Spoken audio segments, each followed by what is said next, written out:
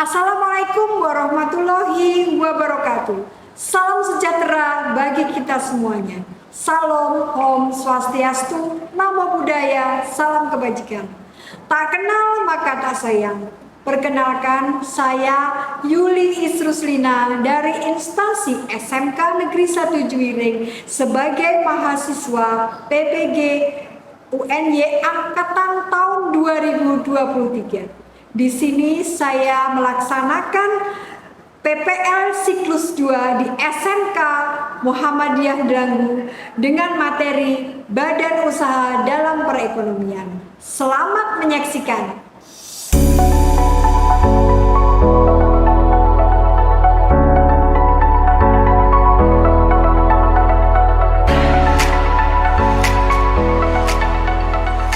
Assalamualaikum warahmatullahi wabarakatuh.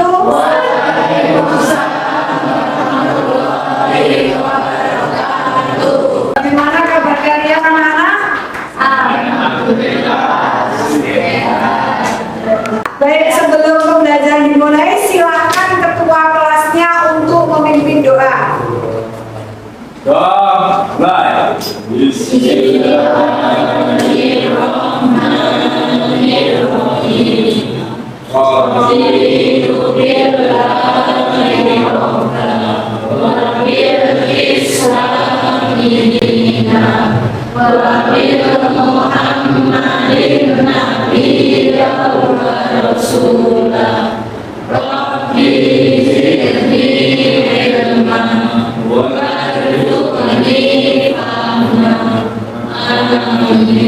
Alhamdulillahirrahmanirrahim. Semoga pembelajaran ini dapat bermanfaat buat kalian semuanya. Amin. Baik, sebelum pembelajaran dimulai, Ibu akan mengecek kehadiran kalian ya. Ajeng Rizky Yuliawanti,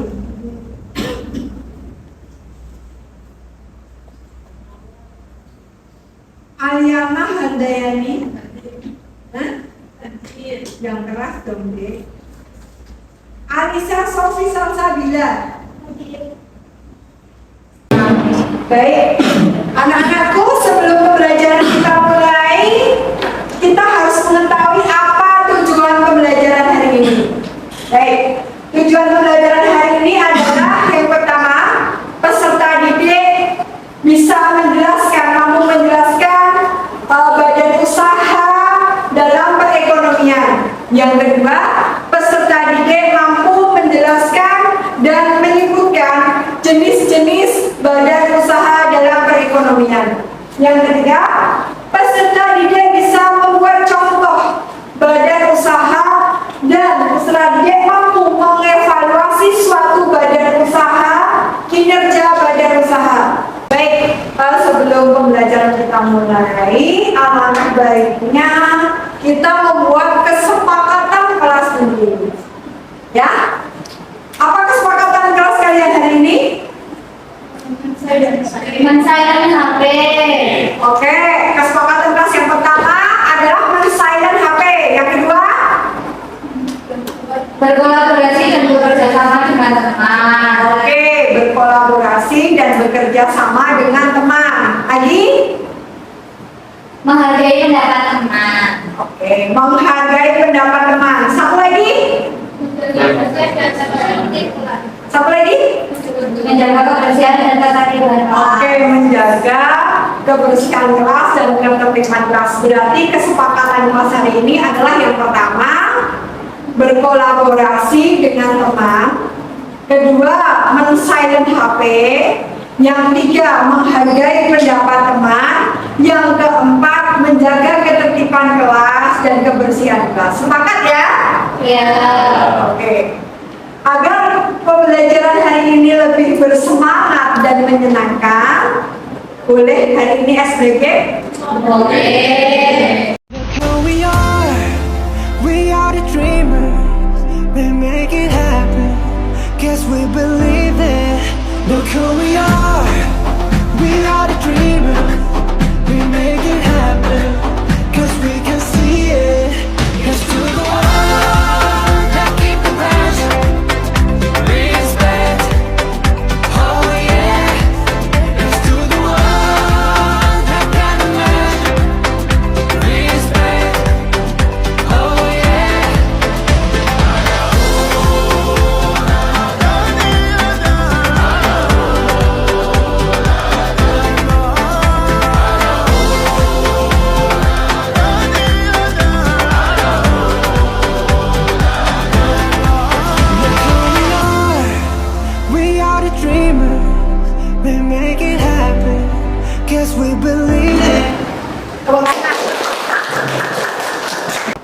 Hari ini kita akan belajar tentang usaha dalam perekonomian.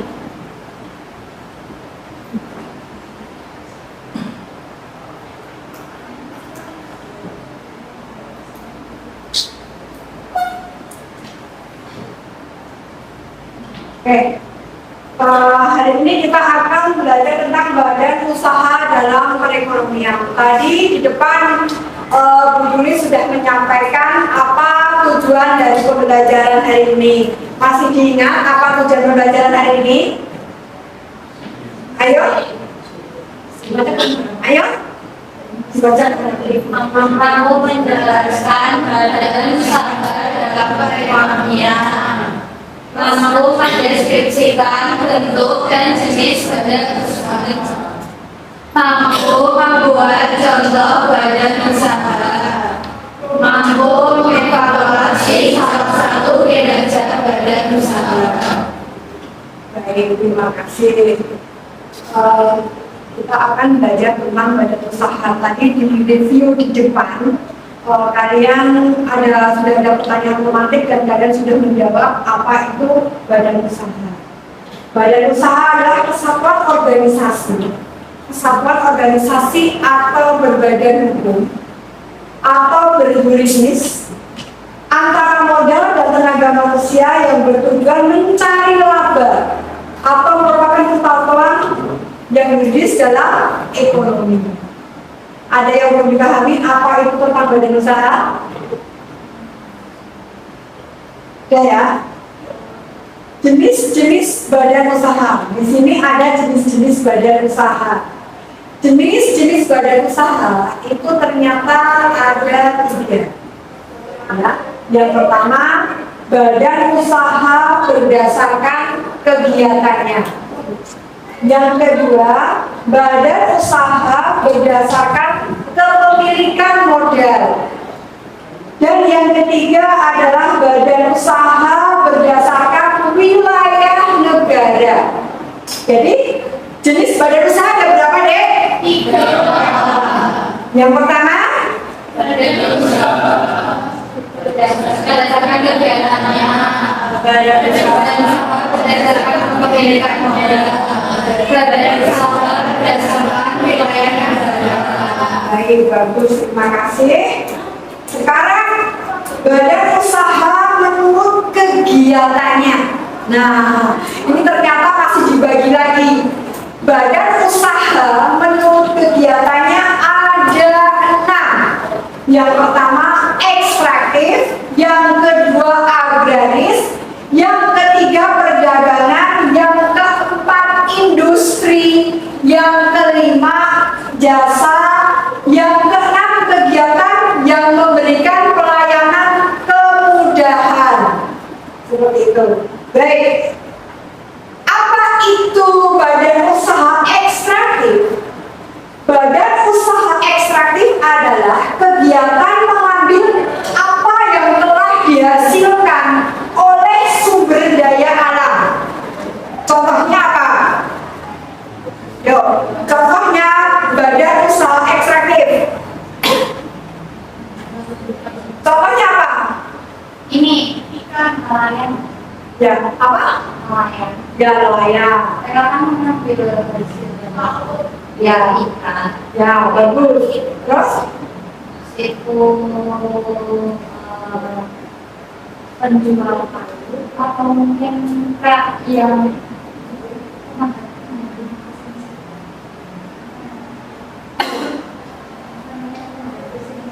yang biasanya dibuat kursi atau meja yang menggunakan kayu. Ada yang tahu selain Mbak Kaila?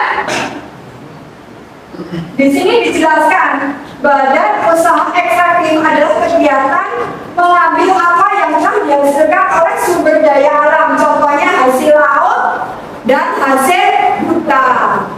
Kalau hasil laut itu berarti contohnya apa? Nelayan. Enggak sih, itu ada tempat pelelangan ikan. Itu termasuk badan usaha. Ya, tempat penjualan pelelangan ikan. sekali. Biasanya termasuk nanti di badan usaha daerahnya masing-masing. Gak mungkin toh kita di Klaten sini yang tidak ada hasil lautnya kita mempunyai badan usaha daerah perikanan, kan nggak mungkin. Mungkin kan? Mungkin kan? Jadi yang ada itu pasti di daerah-daerah yang ada lautnya. Sama juga seperti hasil kegiatan yang dihasilkan oleh hutan. Ada yang bisa membuat contoh di sini apa yang dihasilkan oleh hutan? Ya biasanya yang ada daerah yang ada hutannya misalnya Kalimantan, seperti itu kan? Yang masih banyak hutannya.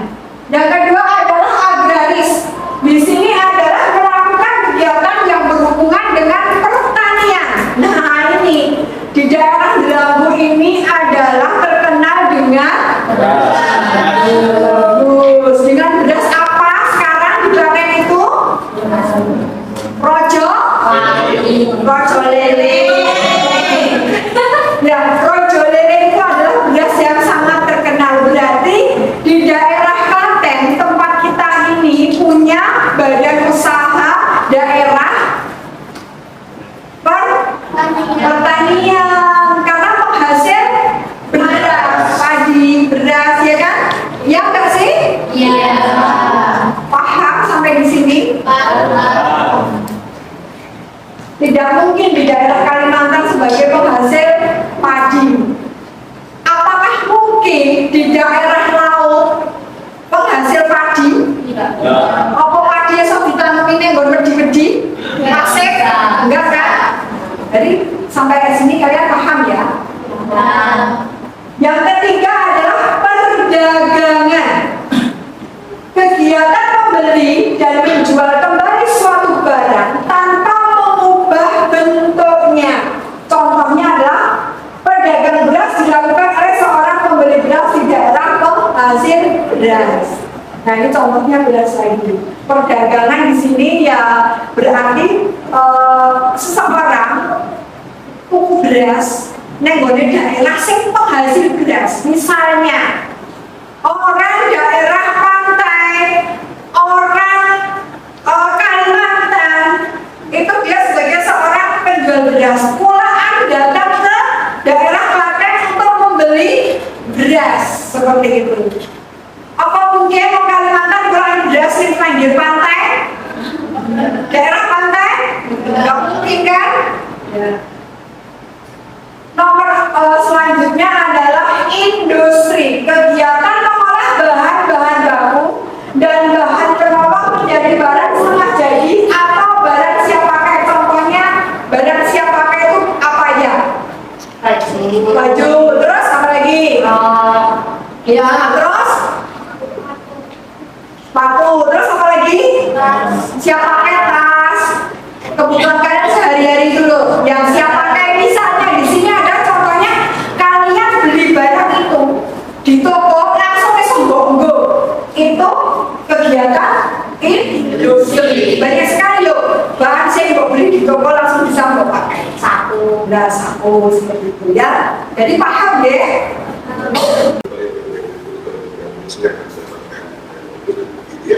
Nah, kemudian kedua juga pada saat kemudian proses untuk bisa menjadi salah satu global player sehingga saya kira menjadi hal penting yang harus dikerjakan.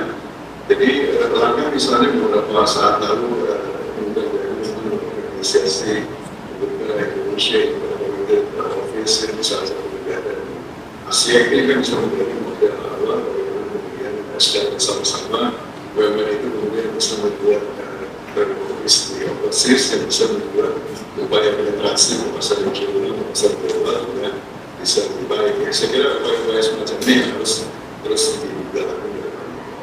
Oke, baik. Tadi di awal Pak Toto Anda menyebutkan terkait transformasi yang dilakukan oleh BUMN, khususnya yang kita lihat ada industrialisasi dan juga pelatihan. Apakah memang kedua hal ini juga menjadi efektif sehingga dividen yang mampu dicapai oleh BUMN ini juga menjadi maksimal? Ya, menurut saya itu hal yang cukup positif ya. Tapi begini, pada saat kita 10 tahun lalu misalnya memiliki hampir lebih dari 120 BUMN, Sementara kondisinya pada itu kan sebetulnya mengurus 120 dan mengurus apa namanya 40 yang saja begini. Kalau bisa lebih baik, bisa lebih efisien, kenapa akan lebih mudah dan lebih sebetulnya. Jadi dengan proses yang sudah dilakukan, misalnya dengan program proses belajar dan lain-lain, saya kira akan kontrol dari kementerian untuk melakukan proses efektif dan supervision atas kinerjanya bisa lebih baik dan juga proses following itu kemudian target-target yang ditetapkan juga jauh lebih mudah bisa dikontrol ya, dan kemudian pembagian tugas dan itu dan mana yang bisa menjadi lebih baik. Jadi saya kira hal ini bisa memberikan dampak positif. Kemudian juga upaya misalnya melakukan merger yang terutama perusahaan-perusahaan dengan bisnis yang sejenis itu saya kira cukup bagus untuk dikerjakan misalnya untuk Lino misalnya, dan saya kira setelah hasil merger tadi performance mereka juga bisa menjadi lebih baik. Jadi saya kira langkah-langkah bisnis transformation yang bisa dikerjakan dengan berbagai upaya tadi memberikan hasil yang relatif menjadi lebih baik dan performance berada ke depan saya kira. Baik, ayo. Setelah kalian melihat video ini adalah video tayangan yang kalian lihat tadi adalah video tentang kinerja badan usaha milik negara. Baik, anak-anakku hebat semuanya. Selanjutnya untuk pembelajaran hari ini, untuk tugas pembelajaran hari ini nanti akan dilaksanakan dengan kelompok. Dengan kalian tadi belajar teori, dengan kalian tadi sudah memperhatikan melihat video, kalian sudah mengevaluasi bareng-bareng di sini. Kalian nanti akan membuat kelompok. Oke, kalian silahkan membuat kelompok dan nanti ibu akan menjelaskan tentang apa yang ada di RKPD. Nanti ibu akan membagikan RKPD-nya. Di sini RKPD-nya adalah kalian nanti mengevaluasi badan usaha yang ada di daerah kalian. Nah, evaluasi yang pertama nanti kalian akan membuat, di sini sudah ada anunya ya, sudah ada judulnya untuk bertanya. Kalian akan membuat judul terlebih dahulu, judul apa yang kalian ambil. Yang kedua akan ada pendahuluan. Kalian sebelum membuat laporan, ya nanti akan berujung laporan, kalian harus membuat pendahuluan. Nah, setelah membuat pendahuluan, kalian akan menguraikan kasus kegiatan dengan deskripsi kegiatan. Yang ketiga adalah menjabarkan solusi dan penutup. Dipahami tidak ini? Jadi nanti kalian setelah mendapatkan KPD di sini sudah ada tulisannya pendahuluan, kalian tinggal tulis saja pendahuluannya apa, deskripsinya apa tentang badan usaha daerah. Kalau bisa jangan sama. Silahkan kalian membentuk kelompok yang sudah kita bentuk seperti biasanya menjadi 5 kelompok. Ingat, waktunya membuat hanya 15 menit. Waktunya menganalisa BUMD cuma 15 menit.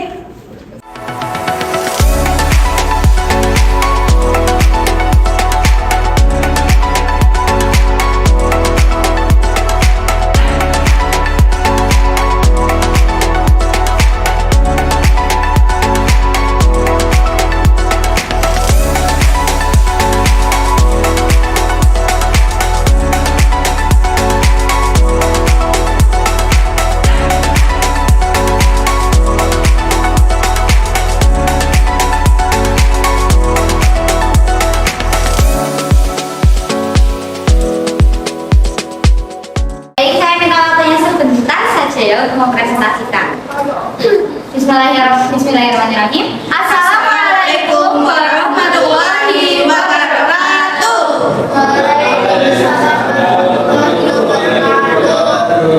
Kami dari kelompok 1 akan mempresentasikan hasil diskusi kami tentang kenaikan kinerja Bank Jateng dari tahun ke tahun. Perkenalkan, saya sendiri Kaila dan teman-teman saya ada. Saya Tina. Saya Zahra. Pak, ya. lembaga akan mencatat kinerja cemerlang. Sepanjang tahun 2021, laba usaha Bank Jateng tumbuh 14,71% menjadi 1,77 triliun. Direktur Utama Bank Jateng Supriyanto menuturkan, Bank Jateng tetap mampu menunjukkan pertumbuhan kendati masih mengalami dampak pandemi virus COVID-19. Penyaluran kredit tumbuh 2,70%, yaitu menjadi 52,53 triliun, dan penghimpunan dana pihak ketiga juga naik 10,80% menjadi 65,35 triliun. Total aset Bank Jateng juga meningkat 9,76 triliun menjadi 80,17 triliun. Dikatakannya, pada akhir Desember 2021, rasio keuangan Bank Jateng menunjukkan kinerja yang semakin solid.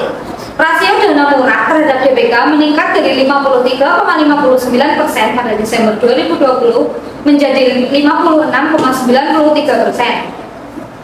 Bank Jateng juga mampu meningkatkan pengelolaan operasional dengan semakin efisien yang tercermin dari penurunan rasio biaya operasional terhadap pendapatan operasional menjadi 76,42%.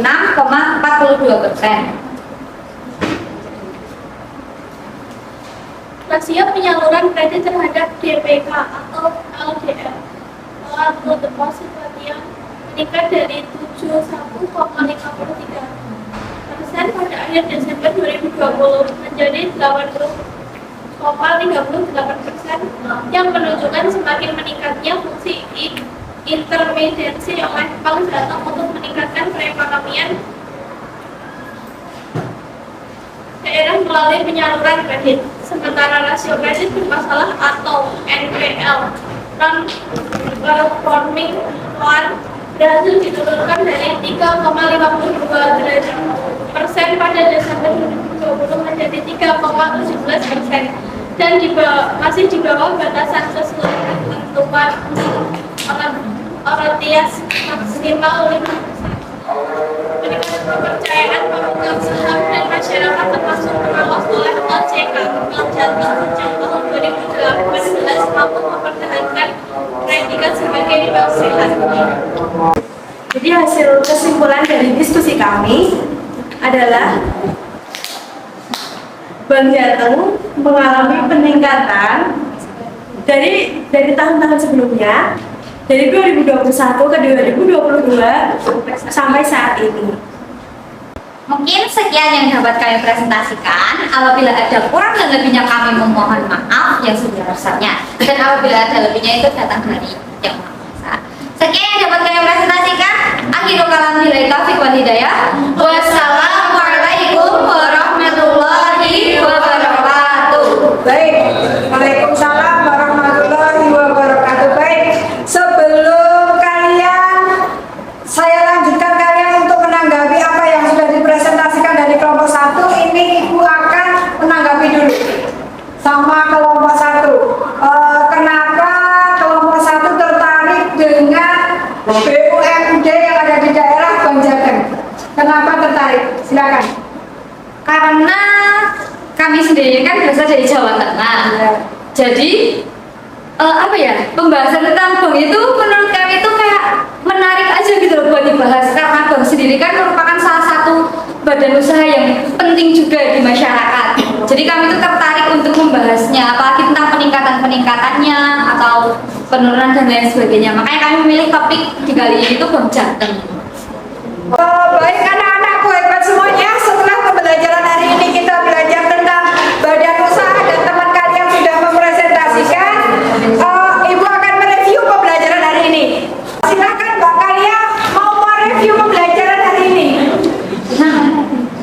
Jadi review pembelajaran hari ini bersama Ibu Yuli. Yang pertama, kita bisa mengetahui apa itu badan usaha dalam perekonomian. Yang kedua, kita bisa menyebutkan jenis-jenis badan usaha. Yang ketiga, kita bisa menganalisis kinerja badan usaha. Dan yang terakhir, kita bisa membuat laporan tentang kinerja badan usaha secara kelompok. Baik, terima kasih Mbak Lele yang sudah mereview pembelajaran hari ini. Baik, marilah kita merefleksi pembelajaran hari ini secara bersama-sama. Ibu sebagai guru ekonomi di sini menginginkan anak-anakku biar semuanya dapat mengetahui apa itu tentang badan usaha, jenis-jenis badan usaha, dan bisa mengevaluasi kinerja badan usaha di daerah maupun nasional, seperti itu ya, milik negara, seperti itu. Nah, baik, untuk pembelajaran yang akan datang, silahkan kalian mempelajari tentang ketenagakerjaan, ya. Pembelajaran minggu yang akan datang kita akan belajar ketenagakerjaan. Silahkan kalian bisa googling atau mencari referensi di buku lain tentang ketenagakerjaan sebelum kita mulai belajar minggu depan. Baik, terima kasih. Semoga pembelajaran hari ini menjadikan ilmu yang bermanfaat buat kalian semuanya. Pembelajaran hari ini Ibu tutup dengan berdoa. Silakan ketua kelasnya untuk menutup memimpin doa. Amin.